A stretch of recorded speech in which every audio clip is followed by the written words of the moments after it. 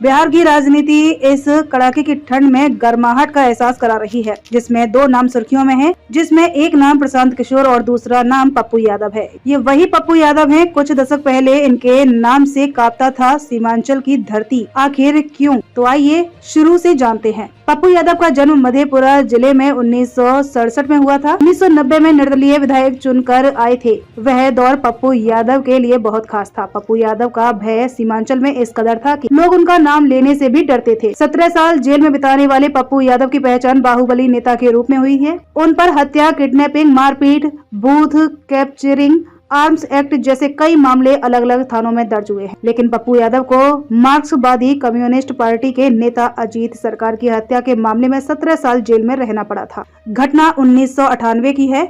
माकपा नेता अजीत सरकार, उनके एक साथी असफुल्ला खान और ड्राइवर पर अंधाधुंध फायरिंग की गई थी। इस घटना में तीनों की हत्या हुई थी। इसमें पप्पू यादव का नाम आया था। उस वक्त पप्पू यादव पूर्णिया लोकसभा सीट से सांसद हुआ करते थे। इस घटना में नाम आने के बाद उनकी राजनीतिक करियर पर विराम लगा और वे जेल चले गए। इस मामले में सीबीआई की विशेष अदालत में केस चलता रहा। लंबे समय तक वे जेल में रहे। उम्र कैद की सजा भी उन्हें मिली थी। 2008 में उन पर हत्या का आरोप साबित हो गया। सीबीआई की विशेष अदालत में पप्पू यादव, राजन तिवारी और अनिल यादव को उम्र कैद की सजा सुनाई। सजा मिलते ही उनकी सदस्यता रद्द हो गई थी। उन्हें तिहाड़ जेल भेजा गया था। कई सालों तक वे जेल में ही बंद रहे।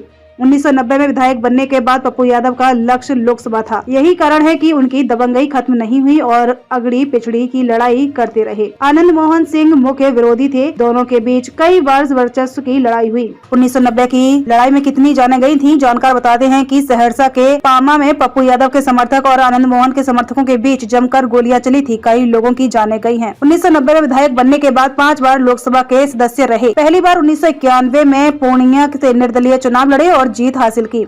इसके बाद 1996 और 1999 में भी वह पूर्णिया से ही निर्दलीय सांसद बने। 2004 में लालू प्रसाद यादव ने उन्हें मधेपुरा से आरजेडी का टिकट दिया और वह चौथी बार जीते। 2008 में उन पर हत्या का आरोप साबित हो गया तो उनकी सदस्यता रद्द हो गई। 2013 में पटना हाई कोर्ट से राहत मिलने के बाद पप्पू यादव फिर 5वीं बार 2014 में आरजेडी के टिकट से मधेपुरा से चुनाव लड़े और 5वीं बार जीते। उसके बाद 6ठी बार पूर्णिया से 2024 में निर्दलीय चुनाव जीते। अभी बीपीएससी छात्रों के मुद्दे को लेकर अपनी राजनीति चमकाने में लगे हुए हैं।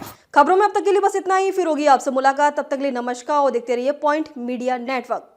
ऐसे ही लेटेस्ट अपडेट पाने के लिए हमारे चैनल को सब्सक्राइब करें और तुरंत नोटिफिकेशन पाने के लिए बेल आइकन प्रेस करना ना भूलें।